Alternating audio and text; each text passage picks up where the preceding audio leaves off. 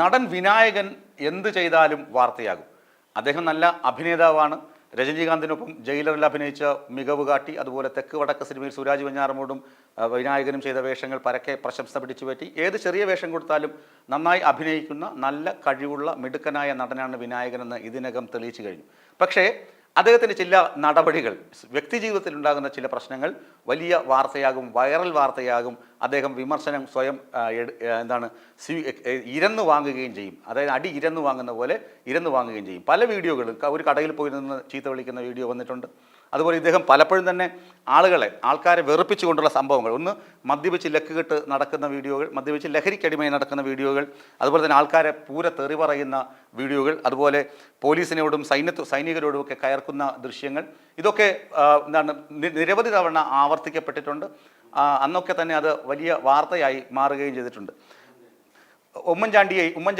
ഉമ്മൻചാണ്ടി മരിച്ചപ്പോൾ ആളുകൾ അദ്ദേഹത്തിൻ്റെ എത്രയും ആദരവർപ്പിച്ചുകൊണ്ട് ഒരുപാട് ജനപ്രവാഹം ഉണ്ടായല്ലോ.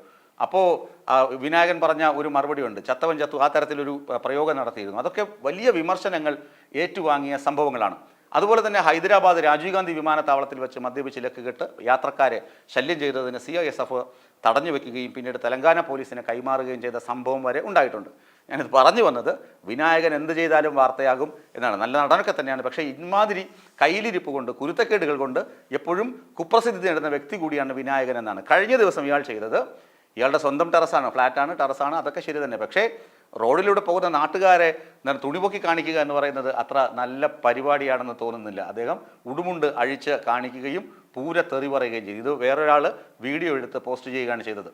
ഇത് നാട്ടുകാരൊക്കെ പരാതി പറയുന്നുണ്ട്, വിനായകൻ ആകെ പ്രശ്നക്കാരനാണ്. പിന്നെ സ്ത്രീ വിരുദ്ധ പരാമർശങ്ങൾ, അങ്ങനെ തുടങ്ങി ഒരുപാട് കാര്യങ്ങൾ. എപ്പോഴും ഇദ്ദേഹം രക്ഷപ്പെടുന്നത് ജാതി കാർഡ് കാണിച്ചിട്ട് കൂടിയാണ്. ആലോചിച്ച് നോക്കുക, എന്ത് മോശം പ്രവൃത്തി കാണിച്ചാലും ഉടനെ ഞാൻ ദളിതനായതുകൊണ്ട് അല്ലെങ്കിൽ പിന്നാക്കക്കാരനായതുകൊണ്ടാണ് എന്നെ ഇങ്ങനെ പരിഹസിക്കുന്നത്, എനിക്ക് സ്വാതന്ത്ര്യം ലഭിക്കാത്തത് എന്ന് പറയും. പിന്നെ പറയും ഞാൻ ഉഗ്ര കമ്മ്യൂണിസ്റ്റാണ് എന്നും പറയും.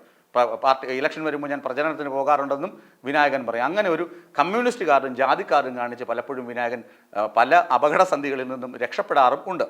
ഏതായാലും കഴിഞ്ഞ ദിവസം ഇയാൾ മട്ടുപ്പാവിൽ അടിച്ച് ഫിറ്റാണ്. വീഡിയോ കാണുമ്പോൾ നമുക്ക് മനസ്സിലാകും, അതിൻ്റെ ഫോട്ടോസും പ്രചരിക്കുന്നുണ്ട്. നല്ല ഫിറ്റായി മട്ടുപ്പാവിൽ ഇങ്ങനെ ഫ്ലാറ്റിൻ്റെ മട്ടുപ്പാവിൽ ബാൽക്കണിയിൽ നടക്കുകയാണ്. കാലുകുഴഞ്ഞ് നിലത്ത് വീഴുന്നുണ്ട്. ഒരു പച്ച കൈലിയാണ് എടുത്തിരിക്കുന്നത്. പച്ച കൈലി ഇങ്ങനെ അഴിച്ച് ആളുകളെ നഗ്നതാ പ്രദർശനം കാണിക്കുന്നുണ്ട്.